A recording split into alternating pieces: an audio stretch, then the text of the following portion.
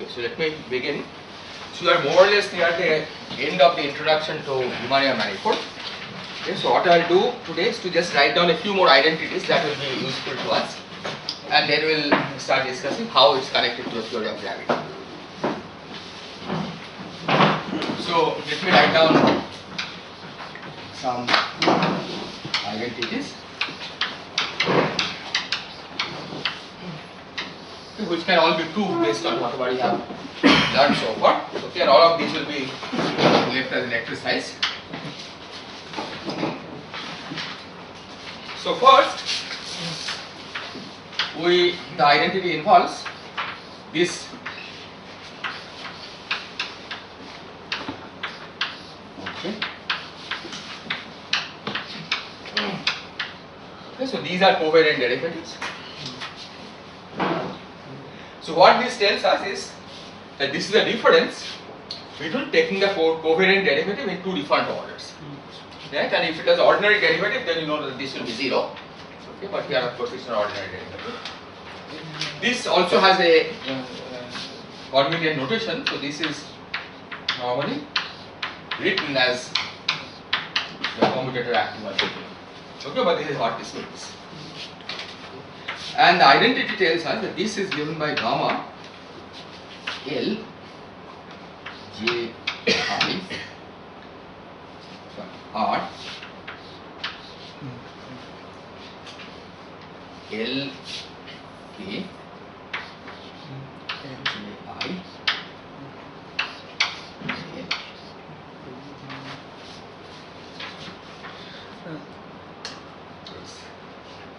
Because in general it torsion term. What? So this covariant derivative is defined with gamma. Okay? We have defined this covariant derivative just with the Christoffel symbol, the standard covariant derivative. In our notation, Christoffel symbol is symmetric under the lower two indices. Yeah, Christoffel symbol you have defined in terms of the metric, right? So that's a covariant derivative we're using. But in general, if we try to define any connection, in that case, this symmetry may not be whole. Yeah, so you then in general you will call something else, right? I mean it's the usual covariant derivative we always define with the Christoffel symbol, right? And then if it's you add something else, that's an additional term in the expression for the covariant derivative. So this is one of the identities, and there is a similar identity which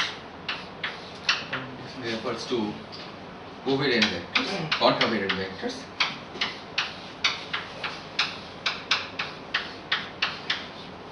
So this is R K L J I.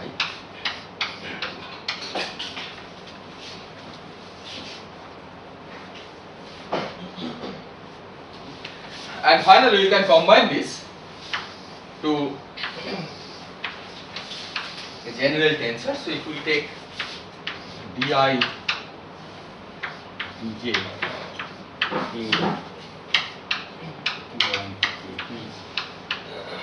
L1 to L2 minus dj di a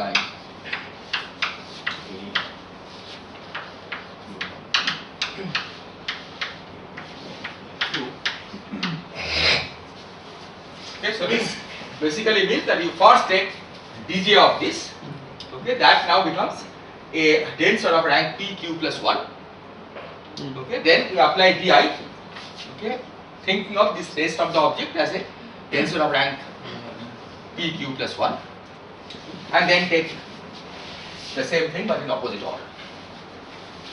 So this will be given by a sum of terms, okay, just like the covariant derivative itself was defined to the sum of terms. So first there will be terms like RQ1 L Ji.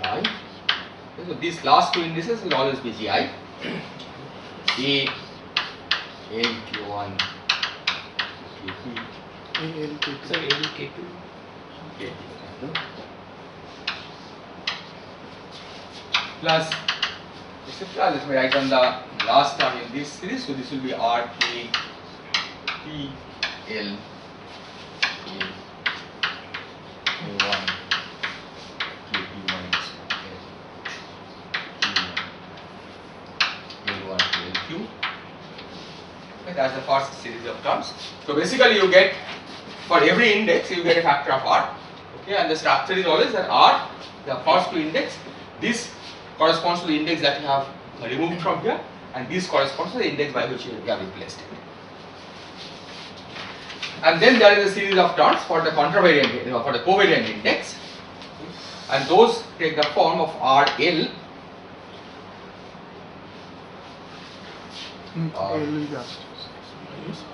L1, L, Ji. Now the top index remains the same.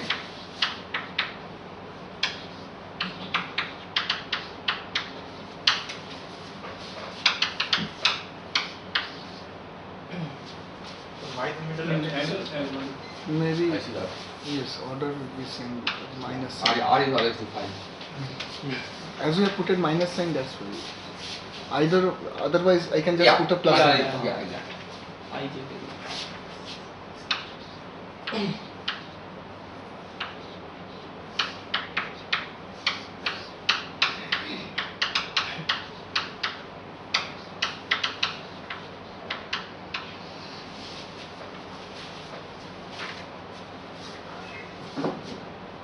So is this structure clear? Yeah, every time you have a factor of R. So for every index there is a term like this.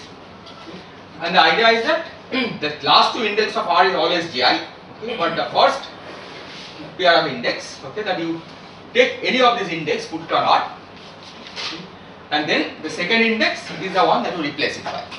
Okay, that's the general structure. And this, as I said, you can verify straightforwardly from the original definition of D and the original definition of R.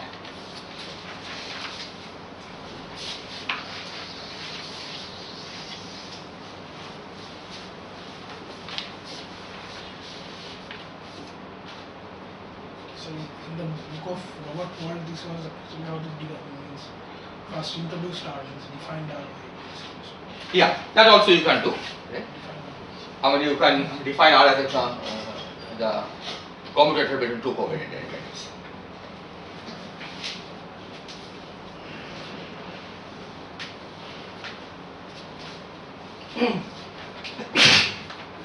Okay. The other set of identities that will be useful to us is some identity involving R, the Riemann tensor. So we have already seen that the Riemann tensor has certain symmetries, right? And as a result of those symmetries, the number of independent components of the Riemann tensor is exactly what we counted, okay, from the ability to coordinate transform away some of the things applicable. So now I am going to write down some identity which involves derivatives of the Riemann tensor, or covariant derivatives of the Riemann tensor. So that is known as the Bianchi identity.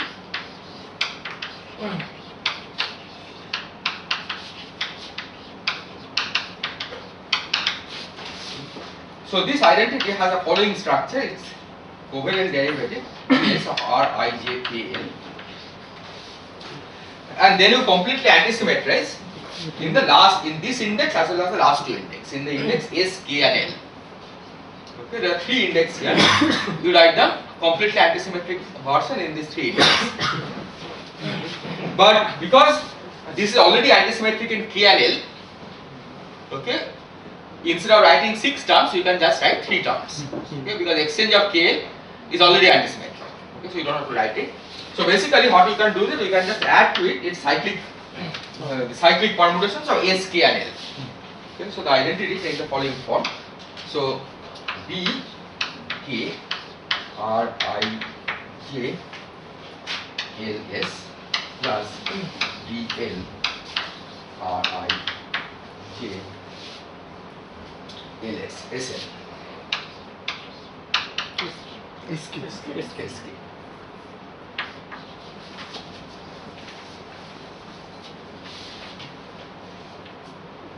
Okay, so this is the identity. Again, you can try to prove it directly. And you can simplify it by noting that this is a tensor. Right? So you can always go to a frame in which gamma vanishes. Sir, Yes. Isn't that will be easier if we take the upper definition of RIJKL as DIDJ and then contract one index by a gamma? Yes, that also you can Then do. that will be a Jacobi identity. Yeah. So Di is the Jacobi identity of DIJ, you can use to prove this. Or if you want to prove it directly, okay, you can go to a frame in which gamma vanishes, right? So that R simplifies, and then you can see this easily. So that's from the definition of gamma. Now starting from here, we can derive various other identities by simply contracting this with metric, right? Here all indexes are free, right? S, I, J, K, L are all free index, but you can contract this with the metric to derive more identities. So for example, suppose we multiply this by GJS. GJS. Okay, times this whole identity. Then you get GJS or let me write this as BJ or IJKL, where we always raise a lower index by the metric, right? So DJ by definition is GJS DS.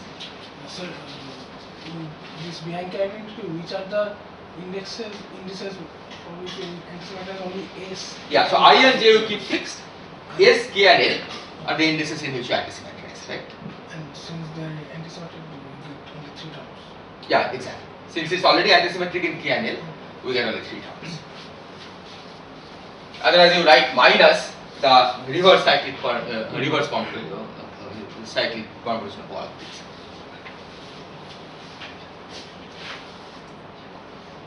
J is in the lower. Yeah, so GJS times DS of this, right? So GJS DS is what I am calling D upper J. Okay? That's the definition. So D upper J by definition is GJS DS. Okay, so anytime you raise out one index, it's with G. That is G. Remember? In the second term, GJS you can take inside the covariant derivative because the metric has vanishing covariant derivative, right? That we had already discussed. So the covariant derivative of metric is 0, so you can write as dk of GJS times this. But that gives you the rigid answer, right? GJS times this is RIL.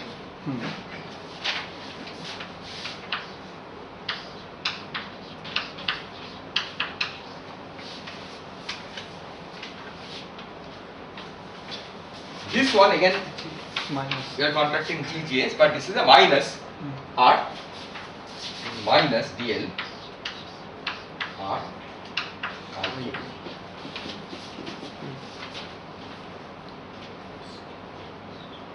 Is this clear? See, rigid tensor you have defined originally as contracting the first and third index. Right? That's how you have defined the rigid tensor. But you also know that this is antisymmetric in the first 2 index, antisymmetric in the second 2 index. Right? So contracting J as A, J and A, second and fourth index Doesn't matter. is equivalent to contracting first and third index, because second index you could move into first place, fourth index you could move into the second place, 2 minus signs gives you plus 1. Okay, that's why it's RIL. Here however, if you want to move, so this is now you are contracting, let's see, second and third index, right? So second index you have to move to the first place, okay, that gives cost 1 minus sign, that's this minus sign over here. So this is 0.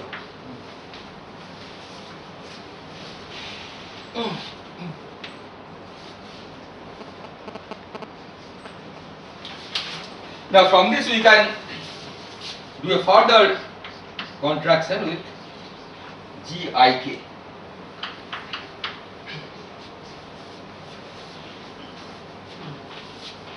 Okay, I and K. And again we can take the metric inside the covariant derivative, because covariant derivative of the metric is 0.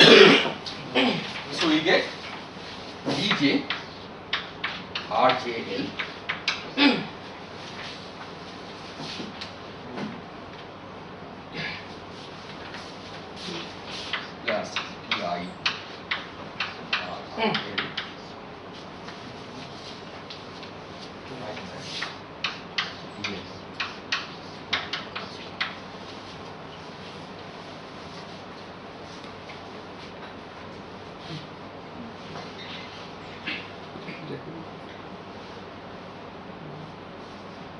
Is this okay? Now these two are the same terms, right? Okay, so these two are same. So I can write this as 2 dj RGL minus DLR equal to 0. Or I can write this slightly different. So 2 times dj times RGL minus R times GJL minus half. There will be a half. There will be a, No. yeah, I put the half here. So 2 dj RGL is the first term. To take the two common. Second term, okay, first two terms. So DL of R, see dj of R times GGL, right? dj of course doesn't act on GGL, right? Because that's the covariant data of metric is 0. Okay. So all it does is that dj acts on R. Okay, and then this GGL basically lowers the index, it becomes DL of R, which is exactly what we have here. So the covariant or derivative of a scalar is same as the ordinary derivative. Yes, covariant derivative of scalar is the same as the ordinary derivative of scalar. So this I could have written as an ordinary derivative, right? But that doesn't matter. Let's write it as a covariant derivative. This is the Einstein. Yeah. So this quantity is what is known as the Einstein tensor. Okay, and it will this identity will play some role later. Okay, so this particular combination of the Ricci tensor and the scalar, the curvature scalar, is called the Einstein tensor. Okay, but all of this of course follows from this identity.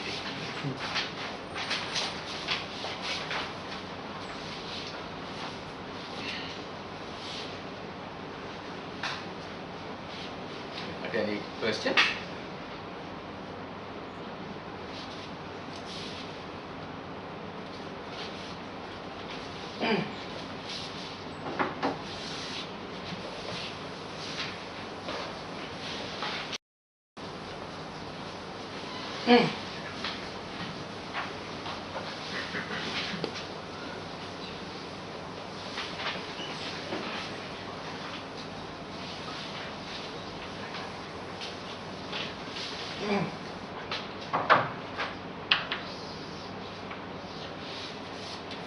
So this more or less finishes whatever you wanted to say about Riemannian manifold in general. Now we'll try to see how it is connected to the theory of gravity. Because after all, general theory of relativity is supposed to be a theory of gravity. Okay, and that's what we want to study next. But from now on, we'll make a change of notation. So far the Riemannian manifold that we have discussed, so we didn't say anything specific about what signature it has. Right? The signature corresponds to how many eigenvalues of the metric are positive, how many are negative. Okay? Whatever you have said so far is general. But from now on, we will focus on manifolds which have one negative eigenvalue. Okay, for the metric has one negative eigenvalue and the rest positive eigenvalue. And in particular, if you want to describe 3 plus 1 dimensional gravity, right, which we see, okay, we'll work with manifolds of signature 3, 1, okay, 3 positive and 1 negative eigenvalue. Okay. But in general, if you want to describe gravity in n dimensions, okay, we take metric which has signature n, 1. Okay, it has n eigenvalues plus 1 plus and 1 eigenvalue that is negative. N minus 1 1. What? N minus 1 1. N dimension n minus 1 1. Well, n, if it's n space dimension, Okay. right, so Then- n plus 1 space time dimension will have n, 1 signature. Mm. So n will be the generalization of what 3. That Yes. is okay. So let's consider signature 3, 1. Signature 1, which means that the eigenvalues of the structure minus and then 3 pluses.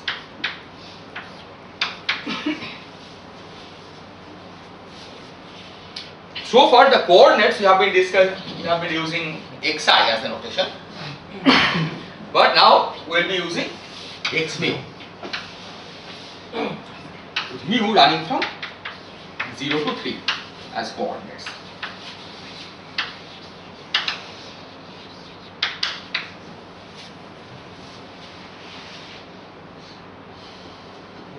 And the final change of notation is that so far if you are trying to describe a function of all the coordinates, we have been denoting this by f of x, to the vector x. So these all are replaced by f of x. So if you see an x without an index, that basically will stand for all 4 components of x. Okay, because the vector index will reserve for something else. So what is the simplest example of a Riemannian manifold? Okay, of this kind. Okay, that's the standard Minkowski space. So general metric. So let me write for the general metric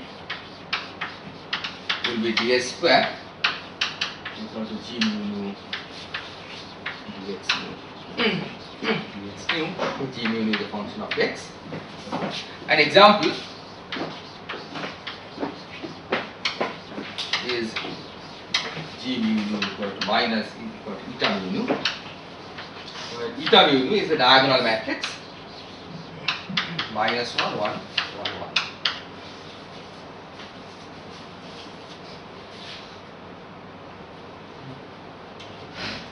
So these we are familiar with from spatial relativity. Okay, the proper time in spatial relativity is in fact given by minus ds square. So d tau square, which is minus ds square in spatial relativity. So this will be given by dx naught square minus dx1 square minus dx2 square minus dx3 square. C equals to 1. Yeah, so I am not taking, well, maybe not c equal to 1 yet. X naught Yes. is c times t. Okay, we will be using t also.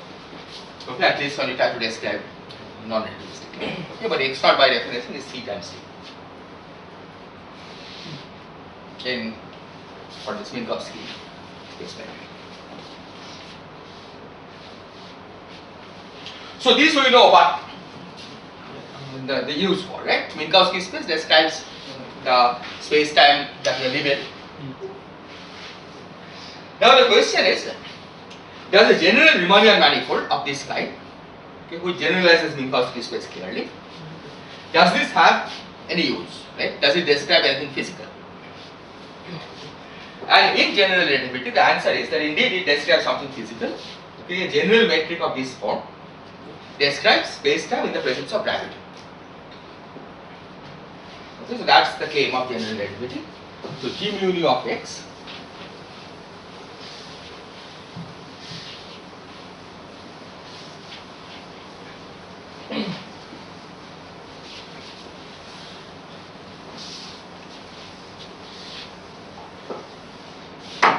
g mu nu of x, so general relativity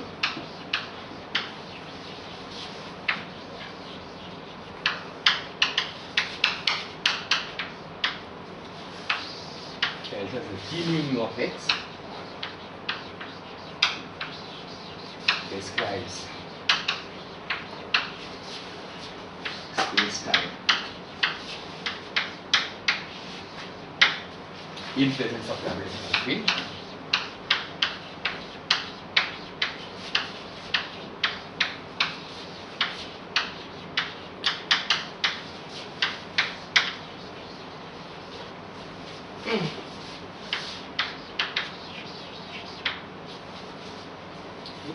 But more specifically, okay, what it tells us is that particle in gravitational field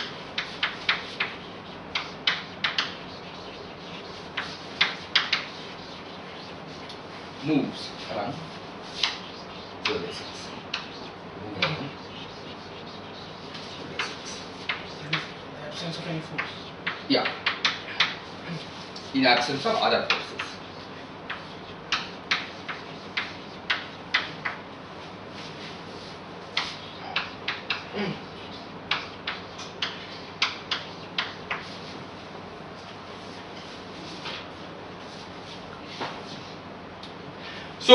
once you have given this, you have at least specified part of what Newton's theory tells us. Okay? What Newton's theory tells us is that it tells us that given the presence of a gravitational field, how does a particle, what kind of force does a particle experience, right? And that in turn determines how the particle moves. General relativity replaces it by saying that the gravitational field corresponds to presence of a metric, and in the presence of a metric, the particle moves along a geodesy. Okay, that's the way general relativity tells us how a particle moves in a gravitational field. Now, this is of course not complete yet, because Newton's law also has another part, which is that it also tells us that how gravity is produced in the presence of particles. Right? Because it's, after all, it's not enough to know how a particle moves in the presence of a gravitational field. We also need to know how the gravitational field is produced. So that will be the second part of general relativity, which will come to later. Okay? Right now we look at this one part, which is the description of how a particle feels the presence of a gravitational field.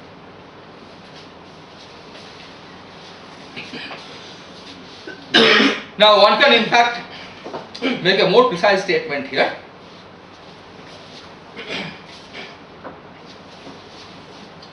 So first let me write down the geodesic equation.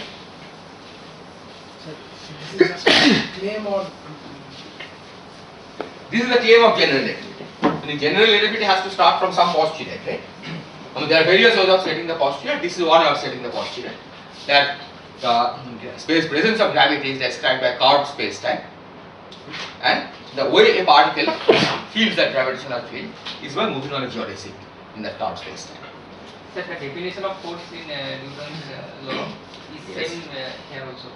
It's, the gravity is treated in different way than the other. Yeah, well, definition of force, you can say when if you have a particle in isolation, right, far away from anything else, right, then that's when you say that the particle doesn't feel any force, right, any additional force. So it's the same definition you can use here, right. A particle which is in isolation, which doesn't feel, which is not affected by anything else, right, but that still feels gravitational force if gravitational field is present, and this is the way it moves. So gravity is not force thing. Yeah, so in this language, gravity is not regarded as a force. It's an geometry. Yeah, gravity is part of the geometry, and the particle moves in that geometry according to geodesy. Right? So this is the difference from Newton's law. In Newton's law, you think of the gravity as a force acting on a particle, right? And then you use Newton's laws of motion to convert this into a differential equation for the motion of the particle. Here, you don't say separately what is the gravitational force, okay, and what is the analog of the Newton's law. You give at one go how a particle moves in the presence of gravity. Okay, so this law contains both the Newton's law of motion, the usual Newton's law which relates the acceleration to force, but at the same time it replaces the force on the right hand side by the gravitational force. Okay, that's the content. According to general relativity, those two together amounts to the following equation: d2x mu u square plus gamma mu rho of x dx mu dx.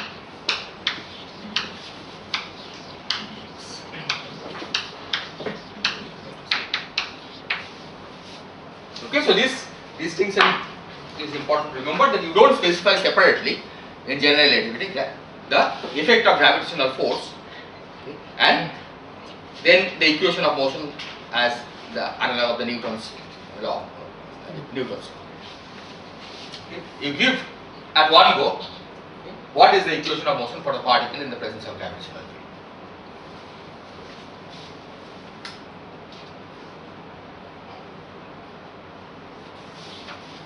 field. Okay. Now, in this case, we can in fact make it slightly more specific, because unlike in cases where we have all signature all plus, there you know the distances are always positive. But when the metric has this indefinite signature 1 minus and 3 plus eigenvalues, the distances ds squares can be positive or negative or 0. Okay, because there are both positive and negative terms in G mu nu. So because of this, we can divide the geodesics into three different classes. So the first class, which we will call time-like geodesic.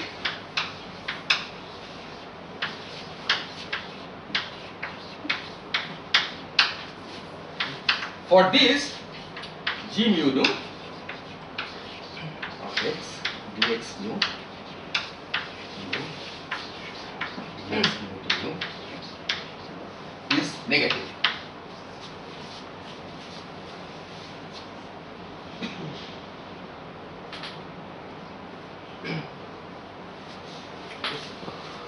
And once you know that it's negative, we can use the freedom of scaling u. Right? U is the affine parameter, but still we have the freedom of scaling u by an overall constant. Okay, that doesn't violate the affine nature, so we can use that scaling freedom to set this equal to -1 by scaling.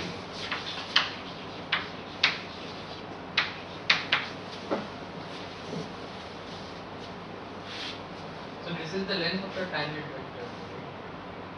Yeah, this is the length of the tangent vector dx mu du. Exactly. So if you do it, okay, because in a whole geodesic path, the length of the tangent vector won't change. Is it like that? Yeah, that of course is already true, that the u has been chosen in such a way that equal interval in u corresponds to equal length of a tangent vector.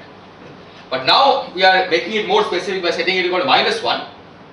But we are saying that the given interval of u gives you exactly that value of the tangent vector, okay, up to the sign of -1. This -1 comes because this is negative. So we scale by a -1. Suppose, so we already know this is a constant, like a geodesic, right? Suppose that constant was c, okay, or -c, okay, because it's negative. Then you scale u by root c times u. You take u to root c times u, right? This can be made equal to -1. It will be just in general proper time. Yeah, so once you do this, then u will be like a proper time. Right? In general, u is not a proper time for a generic choice of this. So the point is that ds square is minus ds square is g mu nu dx mu dx mu ds square. Once you have set this equal to -1, okay, first of all, is it clear that you can set this equal to -1 by scaling u? Right? If this is less than 0, right, then this is minus of some constant c. All you are saying that now take that equation, this is equal to minus some constant c, okay, and just replace u by root c times u. Okay, redefine a new coordinate u prime, okay, which is root c times u. Then g mu nu dx mu du prime dx nu du prime will be equal to -1. Okay, so by scaling you can set it equal to -1. The scaling means we cannot scale by any negative number. No, we are not scaling by negative number. You can scale by negative number, that will not help because it will square, right? So the point is, so if g mu nu dx mu du dx mu du, we already know this is constant, right? If it's negative, if time like geodesic means it's negative, so it's equal to -c. Okay. Now define u equal to C u prime, root C u prime. Because yeah v over root c. Root C V. V over root c I think is okay, because then this side, left hand side becomes c times g mu nu dx mu dv dx mu d, right? Okay, if u is p over root c. Now this c cancels this c, right? So d g mu nu dx mu dv dx mu dv becomes -1. So that v parameter we will not call u. Okay, that's what I mean by scaling u. We are not allowed to make arbitrary parameterization of u, right? Because then the geodesic equation itself will change. But multiplying u by an overall constant doesn't change the form of this equation. Okay, that's what we are. So in this case, if you have chosen this to be -1, then this is just minus du square. right? Because g mu nu dx nu dx nu is just minus du square. Because this is minus 1, right? G mu nu dx nu du dx nu du is minus 1.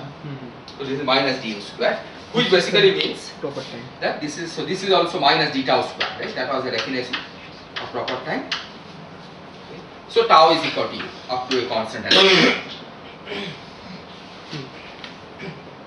Okay, so if we take a time like geodesic and if z is equal to minus 1, then the u that you use, okay, can be identified as a proper time measured around the geodesic.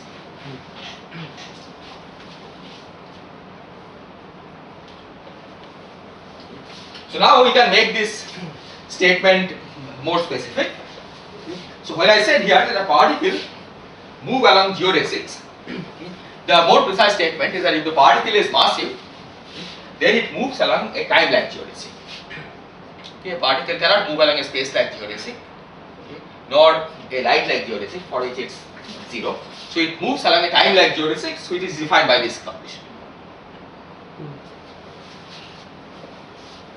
Okay, so let me also define these other two kinds of geodesics.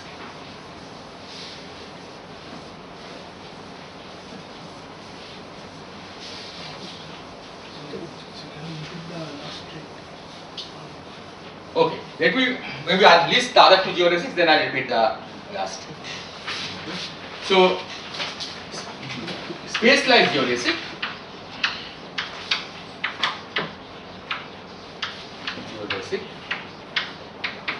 corresponds to g mu nu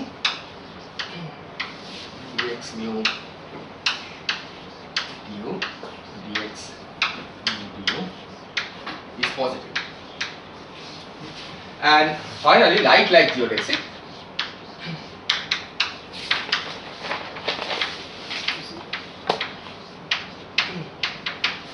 corresponds to g mu nu dx mu.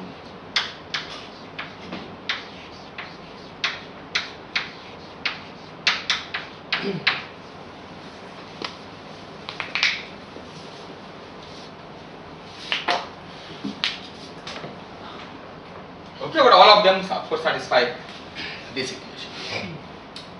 So now the statement is that if a massive particle moves under the influence of gravity, then it moves along a time-like geodesic. Okay? First of all, it has to move along a geodesic, that means it has to satisfy this equation. But on top of that, its geodesic must be time-like.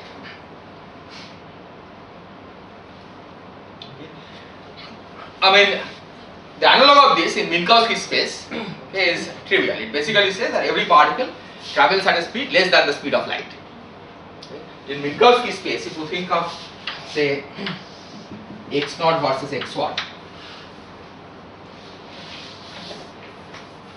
or x1 versus x0,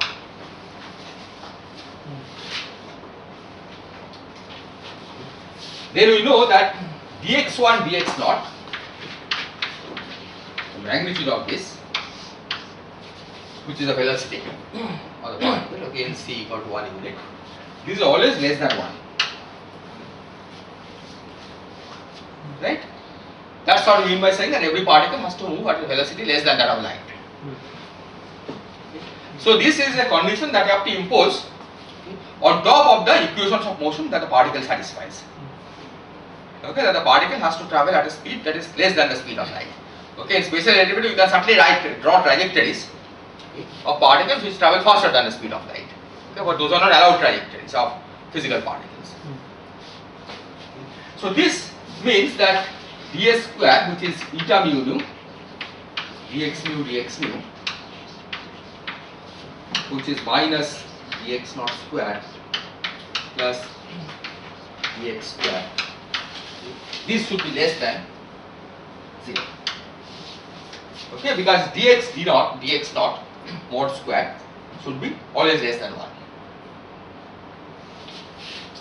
Okay, so I can make this more specific by saying that dx naught mod square is less than 1. Okay, this is a more general statement. Okay, that the total velocity, the magnitude of the velocity should be less than 1. That translates in special relativity to ds square less than 0.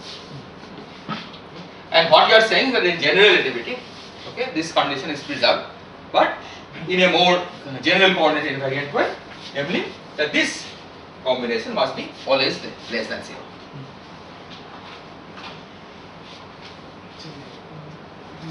So that the proper time is always real. Yes, so this means the proper time is always real, right? The proper time is always defined for the particle. On the other hand, just like in special relativity, if a massless particle always has to move at the speed of light. So which means that this, for a massless particle, must be always equal to 1. Right? And that implies ds square is 0. Right? The translation of that to general relativity is that massless particles must travel along light-like geodesics.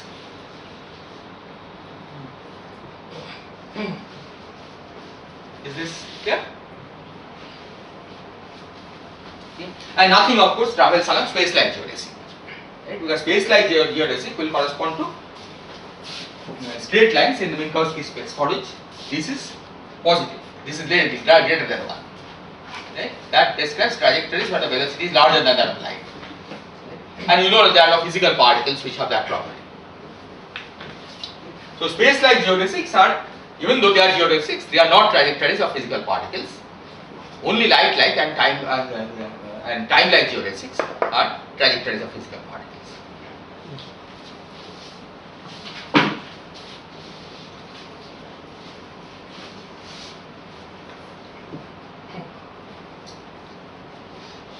Are there any questions?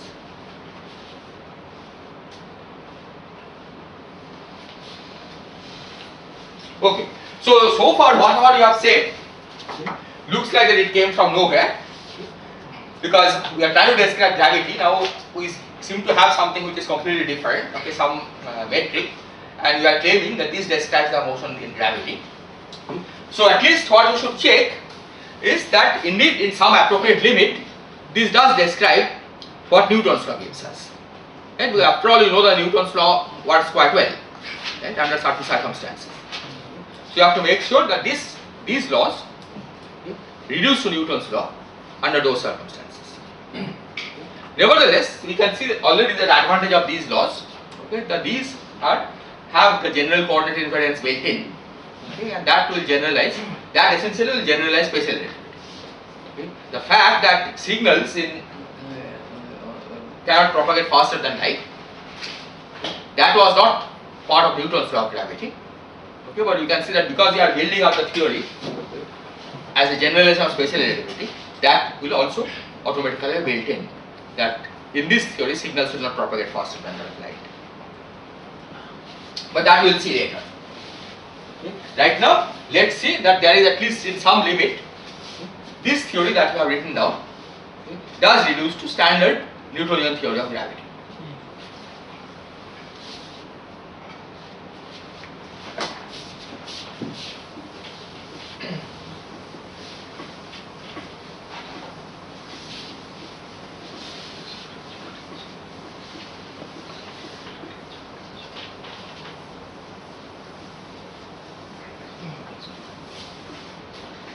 Are there any questions?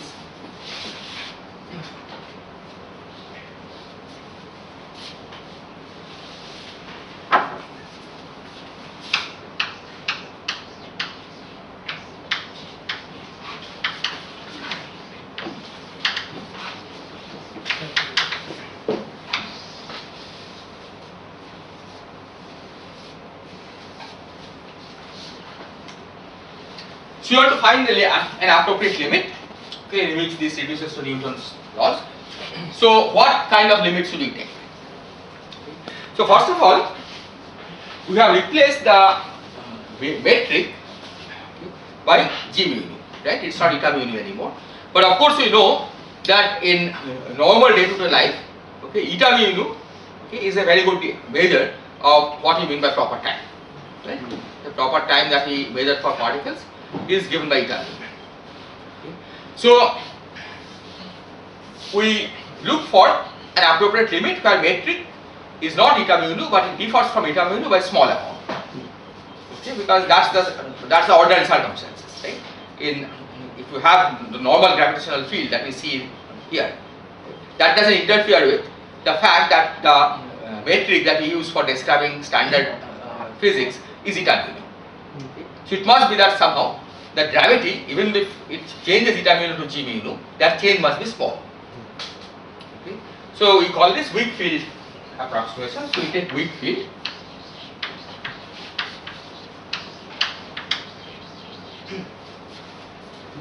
Which means that g mu we take to nearly equal to eta mu. Or more specifically, if we write g mu equal to eta mu plus h mu, we take this to be small.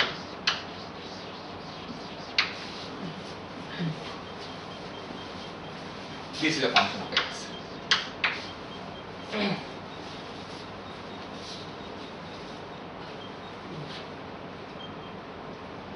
Okay, so this is some constraint on the gravitational field.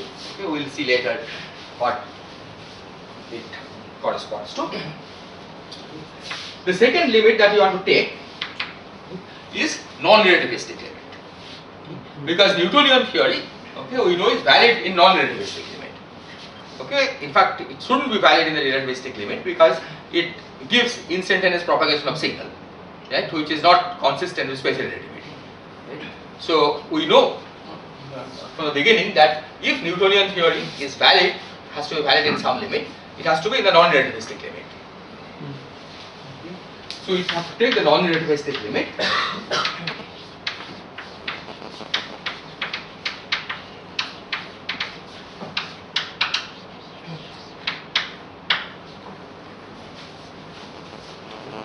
And we will try to do this by writing x naught as Ct. Write everything in terms of t instead of x naught, and then taking c to be large.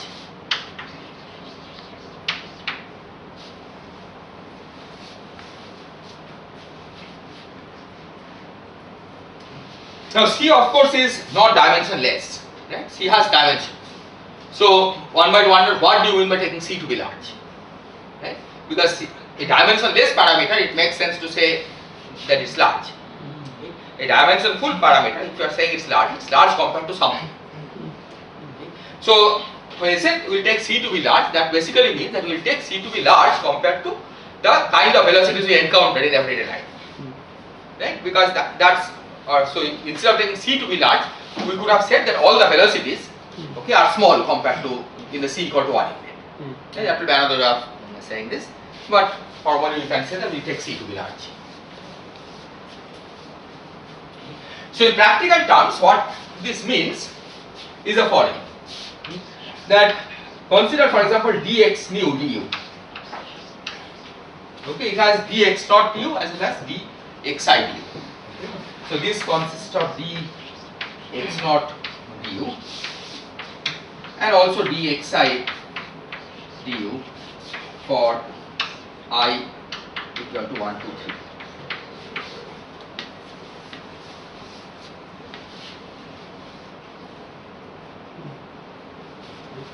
Now x naught you can replace by c times t, so this becomes c times dt du. Right? So this is c times dt du.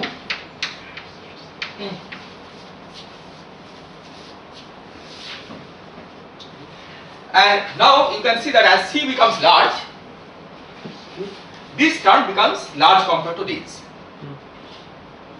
Okay, so whenever we encounter things like dx naught du and dxi du, okay, we'll ignore these compared to this. Okay, that's what I mean by non-relativistic limit. Okay, formally we are taking c to be large, but this is what it means, right? That the velocities are small compared to c. Similarly, if we have del x naught versus del xi, okay, where I again runs from 1 to 3. This I can write as 1 over c del t.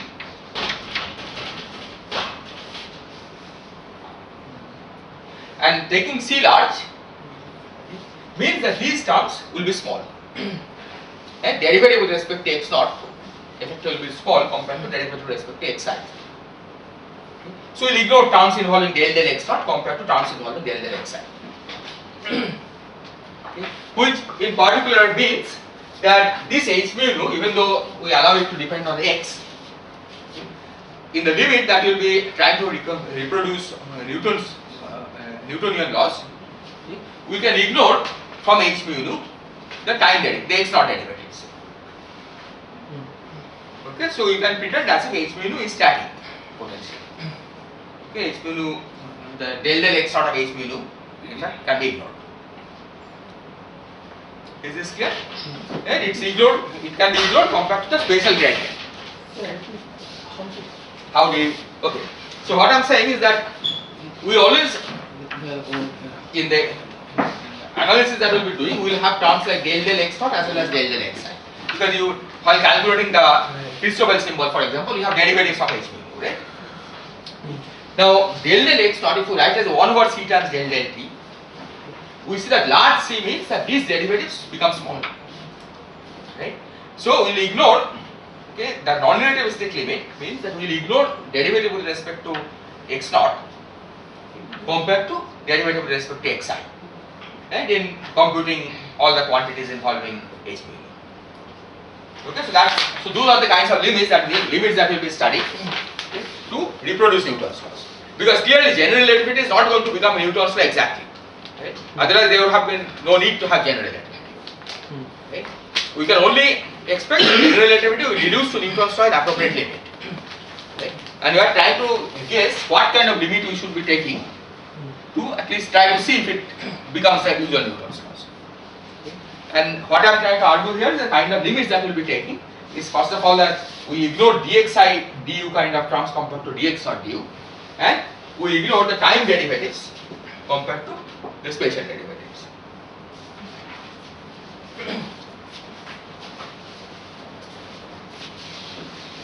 Later on we will see that these two statements are in fact not independent. Okay, the non-relativistic limit will also automatically imply the weak field limit. Okay, but for now we think of this as a separate postulate that we have to take the weak field limit, because after all we know the eta mu nu is a very good representation of the metric in normal space time.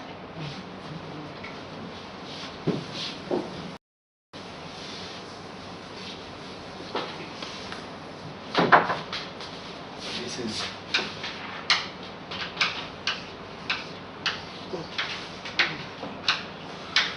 I'll also add to this g mu nu x dx mu nu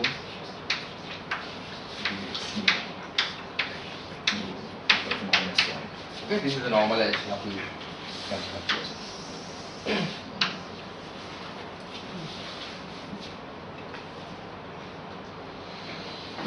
So we can write the geodesic equation now by using this condition, okay, that the dx naught du is much larger than dxi du. Using this condition, we can write this as gamma mu naught naught dx naught du square. Let me write approximate. Okay, we ignored the dxi du term compared to dx naught du term. Okay, that's this argument.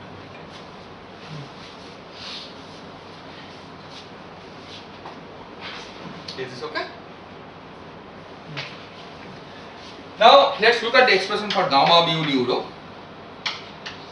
This was g mu sigma of del mu g sigma rho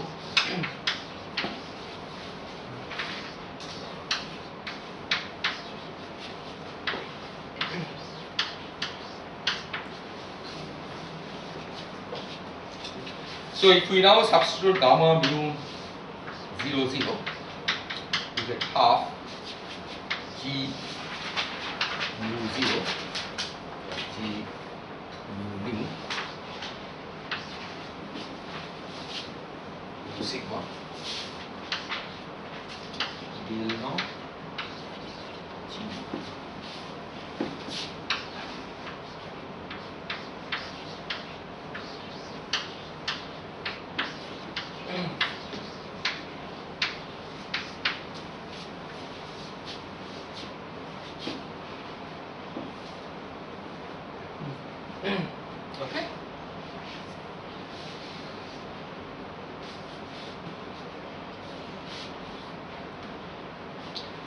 And now we are going to ignore these because these are time derivatives.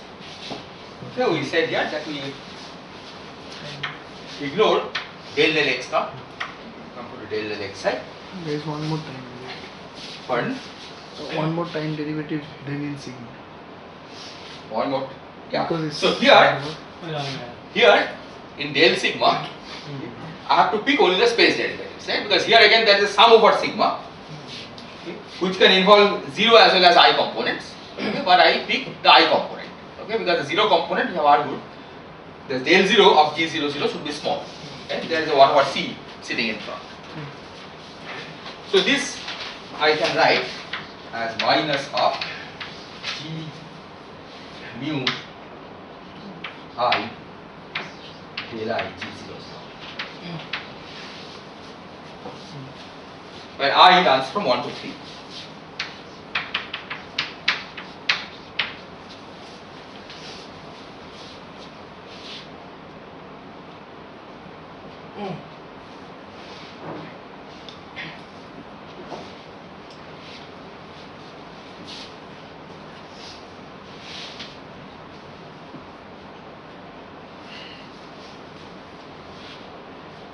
Is this okay?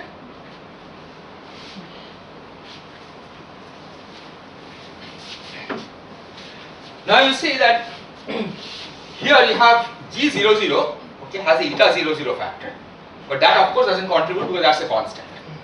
Okay. So this is really del I of H00. Okay, I can write this as del I of H00.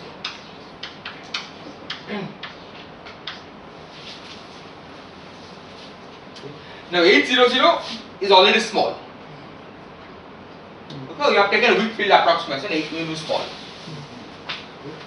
So now, if we take this G mu I over here, if we include the H dependent terms here, right, those will be of higher order in H. This will be order H square. Right? There is already linear term in H here. Right? So if you include the H dependent part here, right, that H dependent part times this will give you at least order H square. Okay. So to leading order, we only pick the constant part of G mu I. Okay. Constant part of G mu I as just eta mu I. Okay, so I can replace this by eta mu I.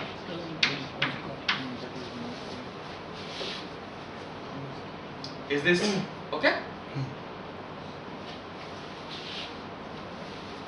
But eta mu I means that if mu is 0, then this is 0. Right? It's a diagonal, right? If mu is j, then this is delta ji. So only possibilities. Okay. So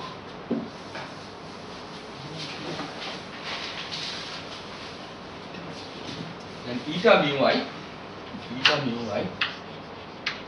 is 0 for mu equal to 0, and it's equal to delta ij for mu equal to j.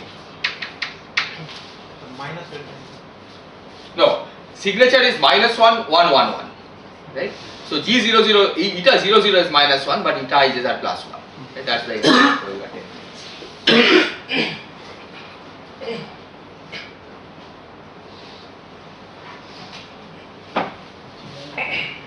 So you see from here that gamma 0, 0, 0 is nearly 0, and gamma j 0, 0 is minus half delta ij del ig 0, 0, which is minus half del j g 0, 0.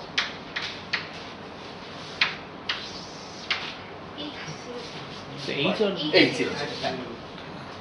As long as there is a derivative, of course, g and h doesn't matter, because eta 0, 0 has vanishing derivative anyway, but let me write it.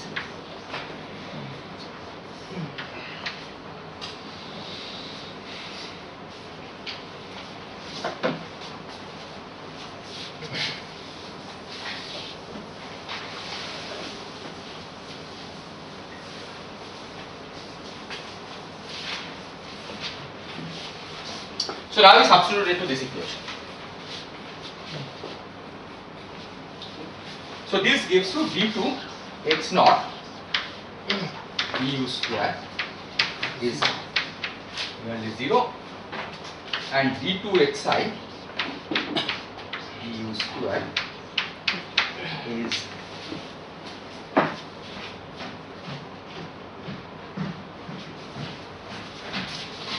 minus half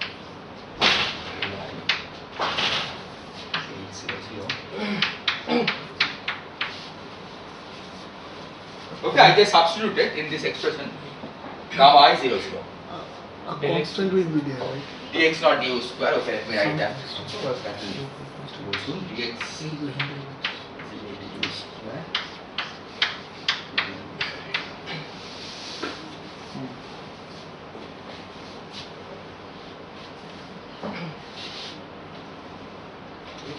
But we also have this equation over here, right? That's a normalized value that we are using.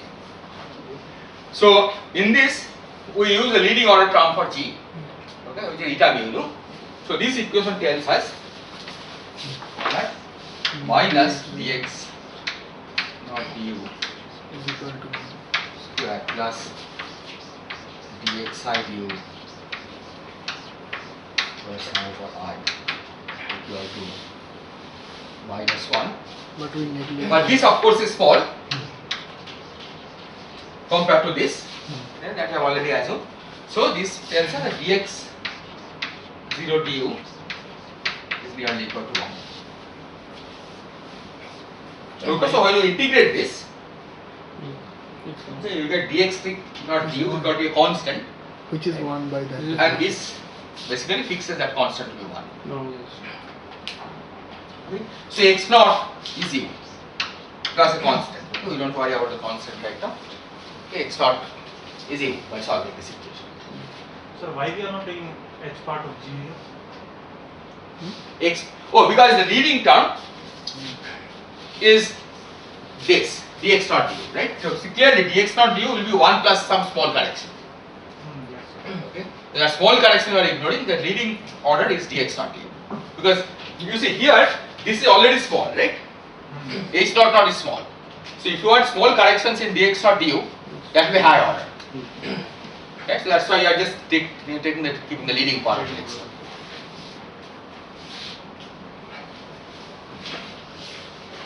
So this is one. And we also see that u can be replaced then by x naught, which is ct.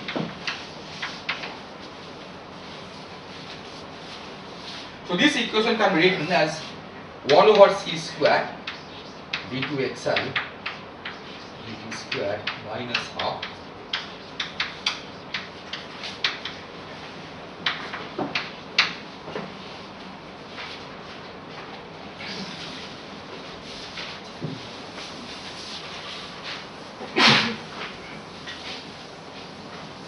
So delta H00 has the gravitational potential on this field. Yeah, so essentially H00 will have gravitational potential corresponding to this. So let me write this equation. So d2 xi dt square will be c square by 2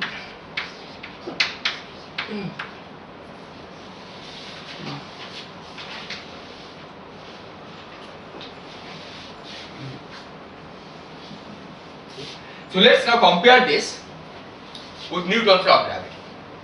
That we have already done our reduction. So in Newton's law,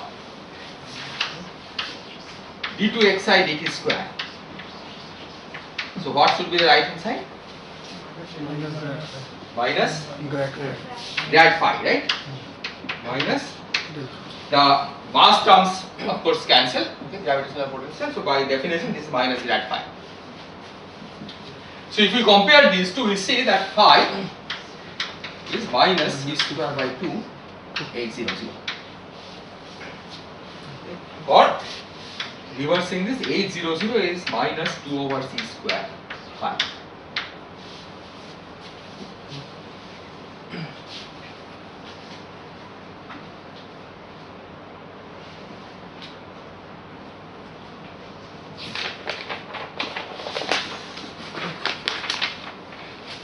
Is this okay? So what this shows then is that in this appropriate limit that we have taken, the geodesic equation, okay, this equation does reduce to the standard Newton's law of a particle motion in gravitational potential. Okay, but you have to identify the Newton's gravitational potential and H00 in this fashion.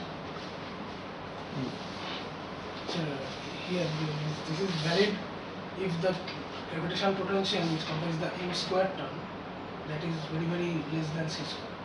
Yeah, so this is valid when, so phi, so the point is, so you can see that first of all you can see that there is a c in the denominator. Okay, so if phi is kept fixed, right, some fixed gravitational potential that is given to us, and if we go to the non-relativistic limit by taking c to be large, we see that h naught already becomes small. Right, so the weak field approximation that we had made earlier, okay, is not independent of the non-relativistic approximation. Okay. For fixed gravitational potential, if you take the non-relativistic approximation by taking c to be large, okay, effectively the gravitational field in terms of the metric does become weak. Right? The metric becomes close to eta mu. That's what this is showing. Right? That you don't have to make a separate assumption that h naught is small. As long as you assume that c is large compared to all the other physical scales that you are dealing with, h naught will automatically become a small number. But this is because you are putting a Newton's law by hand. Yes, exactly. Right? Then Because you are getting that the metric should not. yeah. So the point is, so this shows that in an appropriate limit, right, the geodesic equation reduces to Newton's law. Okay, and now we can reverse it by saying, okay, that if we start with Newton's law, okay, then to see that it emerges as a limit of general relativity, all you have to do is to take the non-relativistic limit, namely C large limit. Right? You don't have to explicitly put in the weak field approximation. That's not an independent approximation. Okay? The weak field approximation will be automatic in a non-relativistic limit. Right? Because identification is such that for fixed phi, if you take large C, h naught already automatically becomes small. By comparing these two equations, Yes. so phi is equal, h00 is equal to minus 2 by c square phi. Yes. It can, I can add some constant into it. Yes, you can add some constant Some into it. big constant. Then h00 will not be small. Even the c square is large. Well, the point is in the absence of gravity, right? You should reduce to space. It should reduce to spatial relativity, right? The That's it. constant So if you think of absence of gravity as phi being 0, okay, g mu should get back to eta mu. the constant ambiguity potential, the constant ambiguity in the potential is already in the Newton's law. Yeah, so It's there not- are exactly. it's not So in nothing Newton's law new. there is a constant ambiguity, but the point is that when you try to compare the metric, right? The issue is whether you are allowed to add a constant. Yeah, but what I'm trying to say, that is already taken inside the metric, taken inside the potential itself. That is true. Phi plus Yeah. some It is So when you are comparing the background metric, Yes. the potential takes care of the constant ambiguity part. Yeah, true. Suppose you have fixed the potential in certain way. Potential goes to 0 at infinity. Okay. Nevertheless, when you make this identification, you could add a constant to it. Right? And what is saying that could be a large constant. The reason that you don't do it is because if the potential, you normally fix the 0 of the potential so that far away from all matter, the potential is 0. Okay? In that case, the standard flat space description should be good. Right? Here what will happen is that if you add a constant here, right, then when the potential has gone to 0, h net is not only some constant. Okay. So that will add to eta, right? Which basically means that you have not scaled your coordinates correctly. Okay? Because by scaling coordinates you can bring eta back to the standard -1, 1, 1. In the phi going to 0 limit, Yes. h component should all go to 0. Yes. So that our g mu will Become reduce eta. to eta mu. Exactly. Right? In the absence of gravitational field, it should be standard Minkowski metric.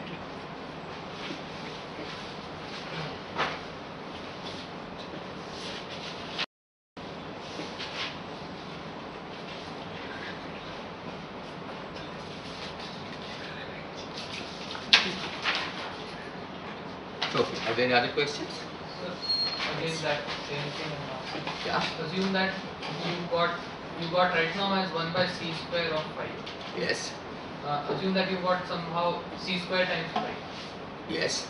At that point, you have to include that it should be a special relativity under a limit of c tending to infinity or taking high speeds and Yeah. See the point. Suppose you have gotten h not equal to c square times 5. Right? Then this means that to get to weak field limit, to make the correspondence between special general relativity and Newton's theory, you have to take the gravitational potential to be very, very small. That will be very surprising because the gravitational potential that we see is what we see, and we know that Newton's law is valid in for such gravitational potential. Right? Now, if you are saying that the general relativity reduces to Newton's law under approximations, which you know is not reasonable, right, then there is something wrong with general relativity, right? So it better be that in all limits, under all circumstances where you know that Newton's law is good, right, general relativity should reproduce Newton's law, right? And what you are seeing here is that the only thing you have to assume is that c is large compared to the velocities or the time derivatives that we have, but not any condition on the gravitational potential. Right? For a finite gravitational potential, if you, as long as c is large, you are safe. But this also, of course, says that for fixed c, right, if you go to very, very strong gravity, then Newton's law should fail. Right? Even though you are within non-relativistic limit, nothing moves very fast, nothing changes very fast, right? A completely static case, right? Even in that case, if the gravitational potential becomes very, very large, okay, so that this becomes of order 1, then your laws of the Newton's law of gravity should fail. Right? So it's not that Newton's law of gravity is valid anytime you have slowly varying system. Right? You have to impose some additional condition, and that condition translates to some limit on what the Newtonian potential is. But that limit is determined by c square, right? It's very large because c is very large. Is this okay?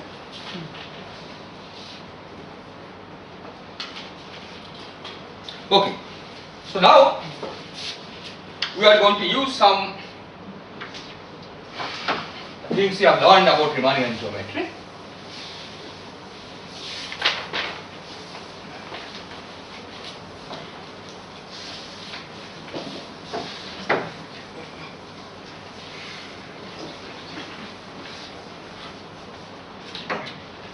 And that is the point.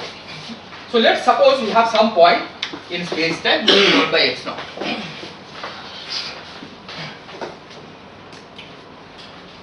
Now in general, at x naught, gamma ijk is not 0, right? And so the equations of motion are complicated. It will look like, and this you can think of as representing the effect of gravitational force. Okay, even though it's a geodesic equation. But you know from Riemannian geometry that given any point in space time, it is possible to find a coordinate system in which gamma vanishes at that point. Okay. So there is a coordinate system. There is a coordinate system. System X prime such that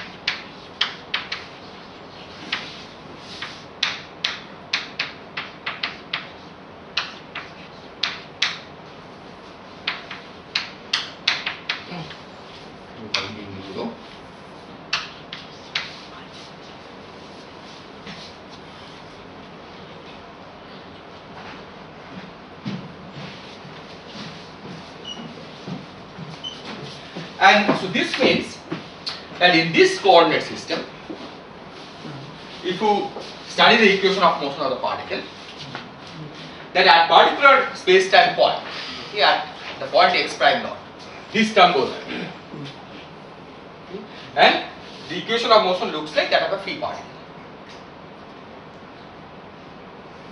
So the equations of motion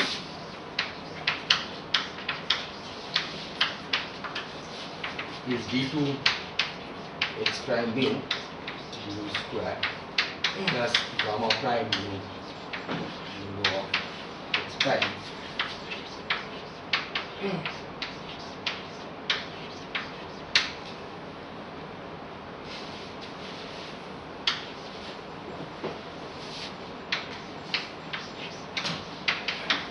And this vanishes at 0 at x prime equal to x prime. So at that particular space-time point, in this coordinate system, equations of motion look like as if we have no gravity.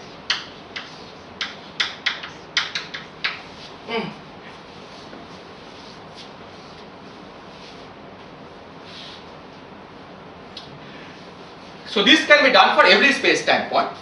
Okay, although at different space-time points you have to choose different coordinate system. Okay, in general there is no single coordinate system in which gamma is value 0 everywhere. Okay. But nevertheless, for every space-time point it is possible to choose a coordinate system in which the equations of motion of the particle looks like as if it is that of a free particle. So this particular coordinate system is called the local inertial frame. And this principle that it is possible to find a coordinate system in which the effect of gravity goes away is known as the principle of equivalence. Okay, so this is called a local inertial frame. Local inertial frame.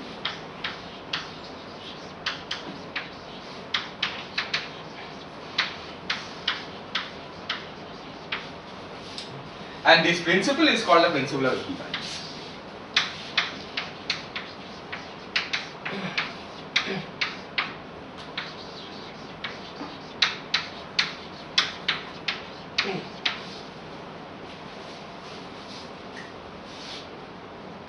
That the effect of gravity essentially can be removed by going to a particular frame.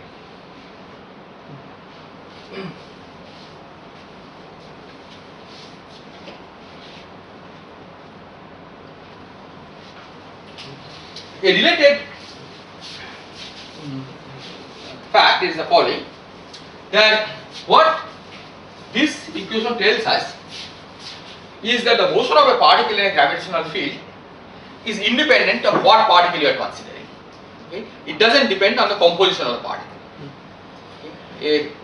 A dust particle made of copper and the dust particle made of gold will move exactly the same way. Okay? Because that's the geodesic equation. This is of course something that you are also familiar with from Newton's law of gravity. Right? This is the equality of the inertial from mass and the gravitational mass.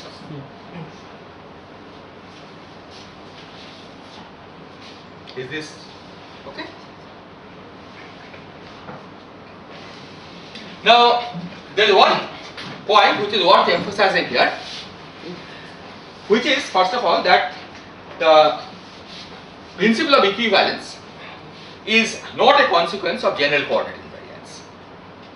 Okay, we have this theory that we have written, the Einstein's theory, of course is invariant on a general coordinate transformation, right? That's why you can use the language of Riemannian geometry. Okay, if you make a change of coordinates, the equations look the same. Okay. This principle is somewhat sacred, right? You cannot easily violate this principle. Okay, in a theory of gravity, if we try to modify, for example, general relativity by in a way which does not respect general coordinate invariance, you run into various kinds of problems. Okay, inconsistency, the theory becomes inconsistent. In contrast, principle of equivalence is not a sacred principle. Okay, it can be violated without violating general relativity, the general coordinate invariance. Okay. So I'll write down something that will violate principle of equivalence. Okay, and nevertheless it's perfectly consistent with general coordinate invariance.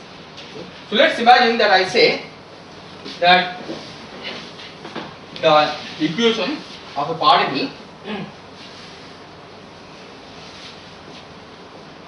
is not this one, but it's for the following: dx mu u square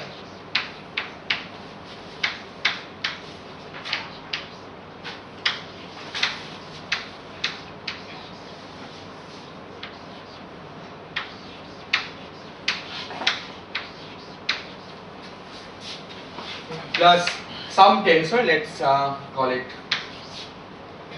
some constant alpha times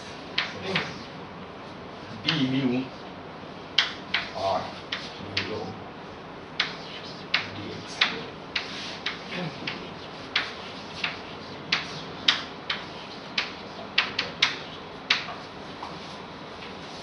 Okay, suppose I say that this is the equation of a particle.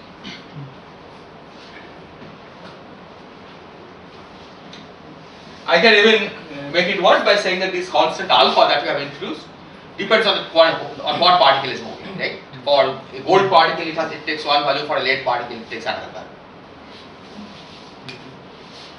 So this is going to violate principle of equivalence, right? Even if you go to a local inertial frame where you have made this equal to 0, you have still a force on the particle, right? Which is given here. It doesn't reduce to the free particle equation of motion. So this is not only possible, okay, in fact this is generic. Any theory of quantum gravity, okay, when you try to quantize gravity, okay, you always generate terms of this kind. Even if you don't talk about quantizing gravity, any modification of gravity, okay, respecting general coordinate invariance like string theory, will generate such a term even at the classical level. Can you repeat that? Adding. That adding this term doesn't violate its perfectly general coordinate invariant. Then you can check that if you make a general coordinate transformation, the whole thing gets just multiplied by a factor of del x prime mu del x sigma, right? And hence setting this equal to 0 is equivalent to setting this equal to 0 in the prime coordinate system, right? So such a term will not violate any principle, and what I am saying is that in any modification of gravity, okay, when you include, for example, quantum effects, okay, or effects of the kind of which appears in string theory, for example, okay, which is a which respects the principle of general coordinate invariance, but nevertheless, which is a modification of Einstein's gravity. Okay, you will generate terms like this. Okay. So in this sense, principle of equivalence is not only not sacred, but it is generically violated in a theory of gravity. Given this, we can ask why does it work so well, right? If it's easy to violate this, okay, then what makes principle of equivalence work? Now, what makes it work, okay, is a simple dimensional argument. You see that we can compare these two terms over here. Okay. What is the difference between these two terms? So this involves metric. So both of them are involve derivatives of metric. Okay. So now the metric, in the way you have introduced, G mu nu is dimensionless. Okay, because G mu nu has eta mu nu plus something. Right? Eta mu nu clearly is dimensionless. So metric is dimensionless. This gamma is constructed out of a single derivative of the metric. Right? If you look at the various terms in gamma, all of them have single derivatives of the metric. Compared to this term has three derivatives of the metric. Then the Riemann tensor is constructed already out of two derivatives. Right? It has other two derivatives acting on a single gamma or two factors of gamma. Each carries one derivative. Right? So just in terms of dimensions, it contains two derivatives plus third one from here. Okay, so it contains essentially each term here has three derivatives. So just from dimensional analysis, we know that this alpha that appears here cannot be dimensional. Cannot be dimensional. This has dimension of length square. Length square. Right? Because this is 1, right? Just by comparing this, you know the alpha has to have dimension of length square.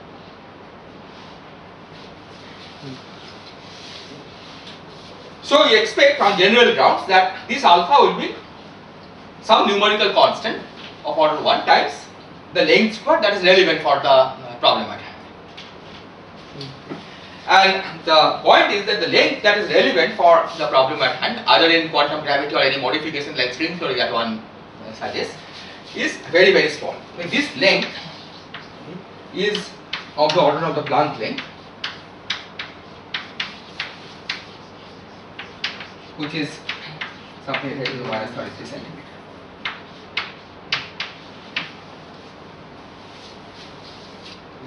So this is much smaller than the kind of length scales that you deal with in normal life, right? Where you normally test gravity, for example. Yeah, that's at a much larger scale. And because of this, even if such terms are present, okay, which as I said must be present because any modification involving quantum mechanics, okay, or other modifications of gravity will have these terms. Okay. But the effect of these terms will be very, very small. Okay, it's already built in the general analysis, okay, that such terms are present, but nevertheless they can be ignored because the effects are small. Okay. So this way you can say that the principle of equivalence is not a sacred principle, but it can be derived, okay, from general coordinate invariance and some approximations which tells us what terms you can ignore.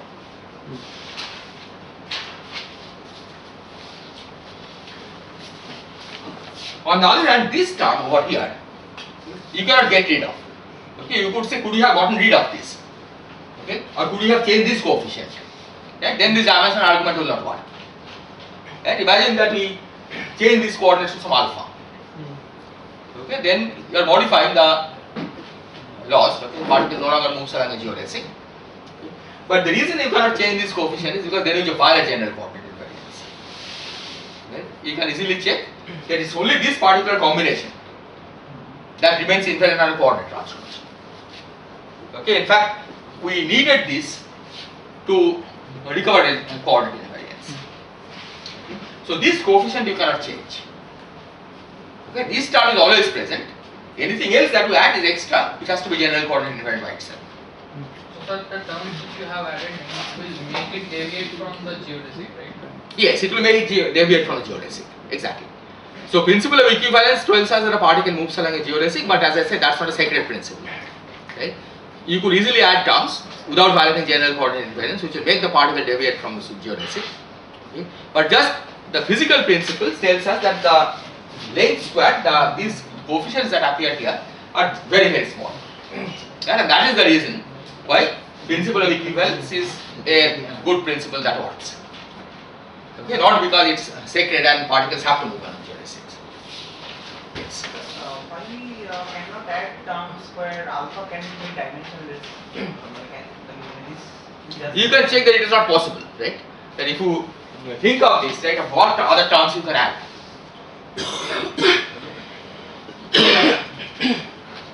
I mean, it's very difficult to add something which will respect general coordinate invariance, okay, and at the same time,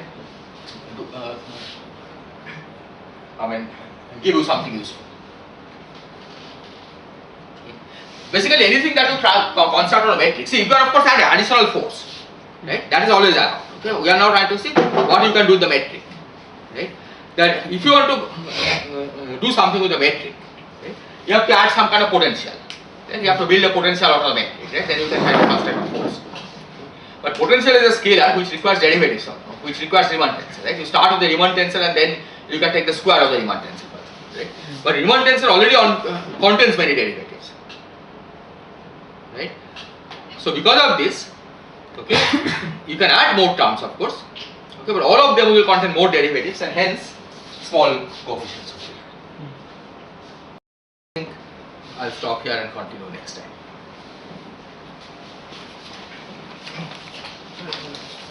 This is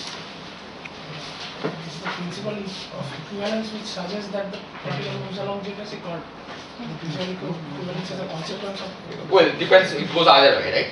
If you start with principle of equivalence, then you can derive that a particle moves along geodesic.